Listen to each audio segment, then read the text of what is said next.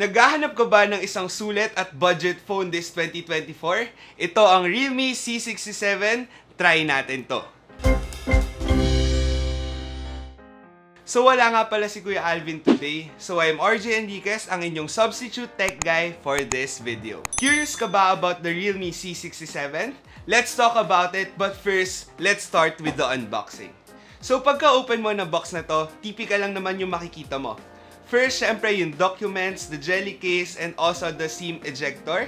And after that, makikita mo yung phone, the Realme C67 itself, and next are the charger and the adapter. 33 watts and fast charging ito. So let's move on naman sa kanyang back design. Kitang-kita nyo naman, sobrang classy and napaka-elegant niyang tignan. Ang napapansin ko lang dito, para siyang powder finish na may line sticks para mas magmukhang brushed metal. So what I like about the design is yung kanyang camera.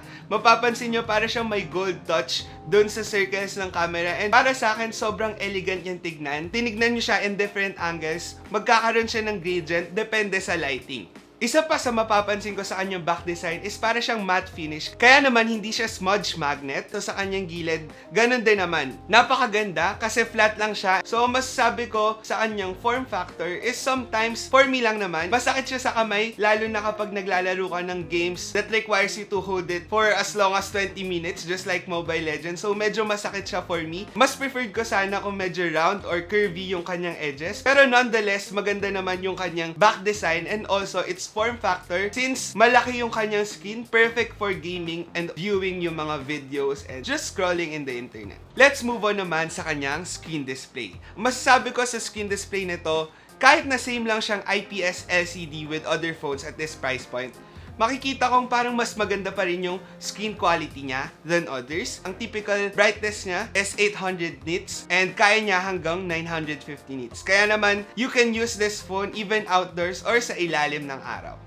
Sa audio quality naman, gumagamit siya ng stereo speakers, which is good for me kasi kahit na itodo or laksan ko yung kanyang volume, hindi pa rin sabog yung kanyang sounds. It also has a headphone jack, kaya naman kung preferred nyo gumamit ng wired earphones, this phone is perfect for you. Though sa kanyang box, wala siyang given or provided na wired earphones. So, ang Realme C67 ay nag-o-offer nga rin pala ng Mini Capsule 2.0, just like yung Dynamic Island na nilalabas nila ngayon sa latest phones ng iPhone. So, for me, para siyang medyo gimmicky. Pero if you are the person na parang gusto nyo may bagong makita sa inyong cellphone and trip nyo yung ganong gimmick na Mini Capsule 2.0, I would recommend it for you. And for its battery, it has 5,000 mAh, which is enough for me as a gamer and yung madalas ka rin mag-scroll sa TikTok, sa social media. Kasi trinay ko siya 2 to 3 hours of grinding, specifically sa pag-ML. Tapos, hindi naman siya sobrang nalobat and I was still able to use it sa buong araw. And sa gabi ko na siya chinarge. Yung kanyang charging speed, fast charging na siya with 33 watts na adapter and 1 hour and 30 minutes based on experience. So, for me, hindi naman siya sobrang bilis, hindi rin naman siya napakabagal. Average lang siya for a phone at its price point. Let's move on naman sa camera ng Realme C67. For me, napakaganda ng phone na to. Bakit? Kasi meron siyang 108 megapixels na onti lang yung phones na go-offer nito at this price point. Upon using it, napakaganda ng quality ng photos na na-produce niya. Yung color accuracy is good. Also, yung kanyang contrast, acceptable naman, though nandun siya sa medyo high contrast na side.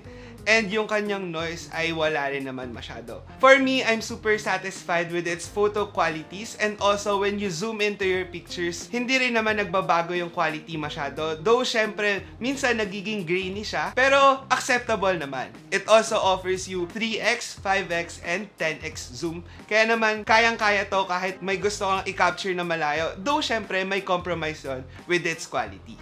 Moving on naman sa kanyang video, napakaganda kasi meron siyang ultra stable. It means na kahit medyo magalaw ka or kahit naglalakad ka, hindi masyado manginginig or masakit sa mata yung video. Also, for its quality naman, just like its rear camera, kapag nag-take ka ng pictures, napakaganda rin ng kanyang video. On the other hand, this phone doesn't offer you ultra-wide lens, kaya naman it lessens the flexibility of your camera. But still, ang laki ng in-improve ng camera ng Realme phone na ito compared to the other Realme budget phones. in the market. Overall, I would say na napakaganda ng camera ng Realme C67 and I would highly recommend it to those who are looking for a high-performing camera pero on a budget. For its performance naman, gumagamit siya ng chipset na Snapdragon 685 and for its benchmarks naman, makikita natin na nag-improve talaga yung kanyang performance compared to the last Realme C55 and it's just average or above average compared to the phones at this price range. Makikita natin na hindi naman masyado nagkakalayo ng yung numbers, hindi rin siya napakababa and hindi rin siya napakataas. And let's move on naman to my most favorite part, ang gaming experience. Ang gaming experience ko sa phone na to ay okay naman because I was able to play Mobile Legends and other games at mid to high settings. Though it doesn't offer ultra settings in Mobile Legends, pero for me okay na siya. It also has occasional frame drops pero hindi naman talaga siya. After playing it for 2 to 3 hours, medyo tumaas yung kanyang temperature at 41 degrees and I would recommend na hindi siya gamitin while charging kasi pwedeng masira yung kanyang battery and mas uminit yung cellphone. And I recommend you to only use it for 2 to 3 hours gaming para hindi agad mag-deteriorate yung internals ng phone nyo. And for games like Genshin Impact naman, it's playable pero expect na magkakaroon talaga kayo ng frame drops kasi mabigat yung game na ito. That's why I recommend you to use lowest settings para ma-experience nyo pa rin yung magandang paglalaro using your phone. Overall, sa gaming experience, masasabi ko na acceptable and playable naman yung Realme C67. It doesn't have the highest performance pero masasabi ko na when you adjust it to the right settings or yung recommended settings, you can be able to play yung games na gusto nyo. Idagdag nyo pa rito, meron siyang IP54 na rating which is napakaganda and unusual siya sa phones at this price point. It means that it is water and dust resistant so kahit maambunan, mabasa, or malagyan ng dust sa beach, hindi kayo masyado kakabahan. So, I would really recommend this phone lalo na if you are the type na minsan naguhugas ng kamay or minsan may pagka-clumsy,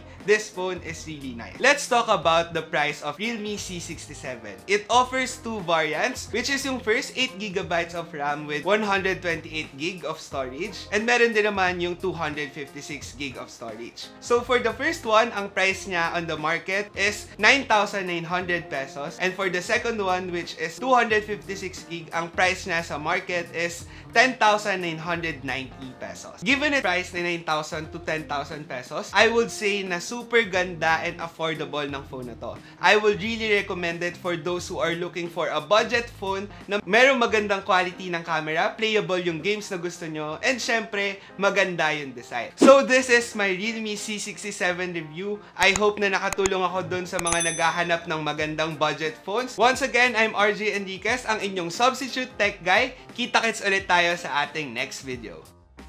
Nagustuhan nyo ba ang video ko? I-check out nyo ang aking channel for more phone, gadget, and laptop reviews. Tapos, meron pa akong tech tips and guides. Mag-subscribe by clicking the subscribe button below at i-hit nyo na rin ang bell icon para sa mga susunod ko pang videos.